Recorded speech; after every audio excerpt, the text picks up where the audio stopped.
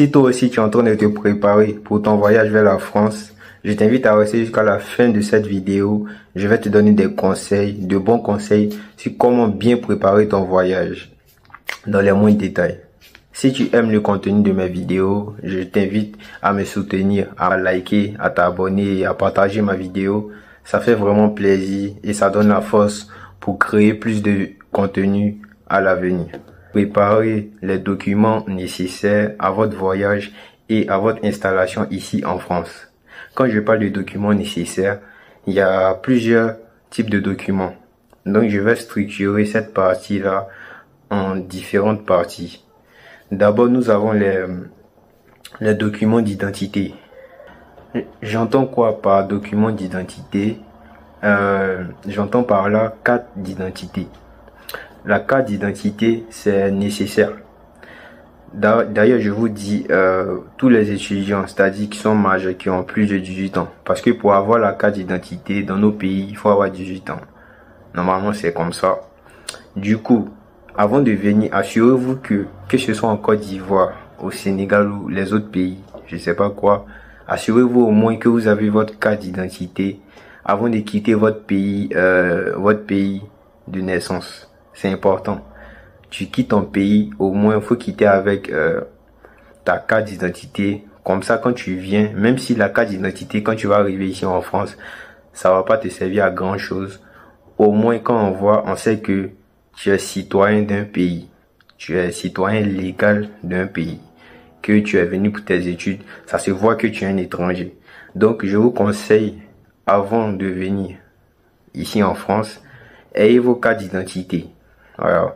Pour mes frères ivoiriens, ayez vos cartes d'identité. Pour mes frères sénégalais ou autres, vérifiez que, en tout cas, commencez la démarche pour demander votre carte d'identité dans votre pays avant de venir. C'est important. En deuxième, c'est le passeport. Le passeport, c'est un document d'identité.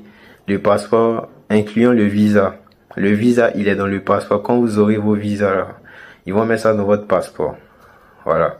Et la troisième, c'est votre extrait de naissance. C'est important aussi.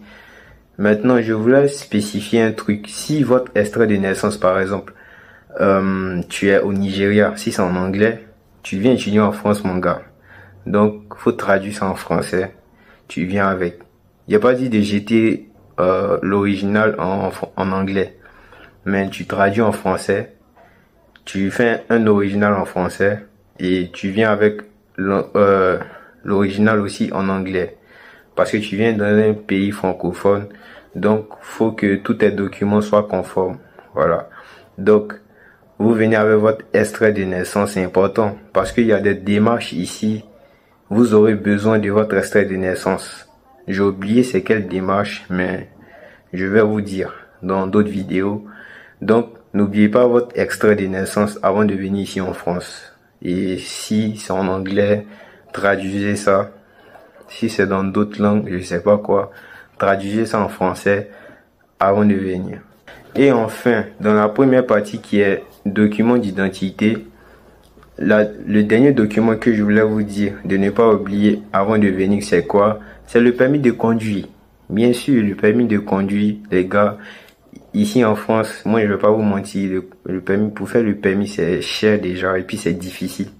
Non seulement c'est cher et puis c'est difficile. Moi, par exemple, en Côte d'Ivoire, pour faire le permis, c'est en 4 mois maximum. Je dis pas qu'ici en France, c'est pas en 4 mois. Ici, en France, si tu as l'argent seulement, pour faire le permis, c'est vite fait. En 3 mois, en 2 mois même, tu as fini. En tout cas, si tu as l'argent, en 2 mois, tu as fini. C'est juste, au fait, le problème ici, c'est quoi? C'est trop cher. 1000 et quelques euros, juste pour le permis, tu vois. Donc, mon gars, je te conseille de passer ton permis dans ton pays avant de venir. Pour mes frères ivoiriens, passez vos permis là-bas. Comme ça, quand vous venez là, en vacances, si vous voulez postuler pour les jobs étudiants, il y a des jobs étudiants comme Uber Eats, les jobs étudiants vraiment prisés là. Ils demandent si tu as le permis, tout ça. Moi, comme ça, j'ai raté un job parce que j'ai pas mon permis. Le gars, il m'a demandé, tu as le permis? Parce que, en gros, la tâche qu'il va m'assigner, c'est quoi? C'est d'aller livrer les commandes en voiture. Mais j'ai pas le permis, donc je peux pas. Du coup, j'ai pas été accepté et c'est malheureux. Donc, je vous conseille de faire vos permis avant de venir dans vos différents pays respectifs. Comme cela, ça vous épargne certaines situations et ça vous rend la tâche encore plus facile, la vie facile.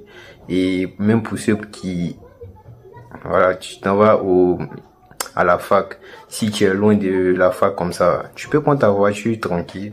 Parce que tous les étudiants étrangers, quand ils viennent, si tu as ton permis, ici, il y a les étudiants étrangers, quand ils ont leur permis, le gouvernement français nous permet de conduire avec nos permis. On considère qu'on sait rouler voiture.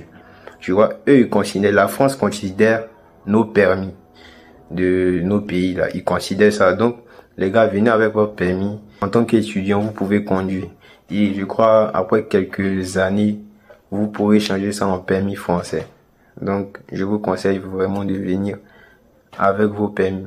La deuxième partie des documents, c'est les documents relatifs à vos études ici en France. Quand je parle de documents relatifs à vos études ici en France, c'est en premier lieu votre attestation d'inscription de l'université qui vous a accepté ici en France. Pour que ce soit en université privée ou université publique, venez avec votre attestation d'inscription. En deuxième lieu, votre attestation de niveau d'anglais. Parce que ça, c'est plus pour les écoles privées. Si tu as postulé pour les écoles privées, il y a certaines écoles privées qui demandent un niveau d'anglais minimum pour entrer dans leur école. Donc, si tu as fait le test, que tu as prouvé, tu viens avec l'attestation de ce niveau d'anglais-là qui prouve que tu parles anglais. Tu viens avec ça. Mais pour ça, c'est plus pour les écoles privées. Mais pour les écoles publiques, je pense pas que vous avez besoin de ça. Je pense pas parce que pour les écoles publiques, quand vous partez à Campus France, on considère déjà que vous parlez anglais. Je dis pas que école privée, vous partez pas à Campus France. Si, école privée, vous partez à Campus France aussi. Mais c'est peut-être l'école privée qui exige que vous, pendant que vous postulez, peut-être l'école privée va dire envoyer une attestation qui prouve que vous parlez anglais. Parce que c'est l'un des prérequis pour entrer dans leur université. Donc, s'ils ont demandé ça, tu es obligé de donner. Donc, c'est pour ça que j'ai dit c'est plus pour les écoles privées.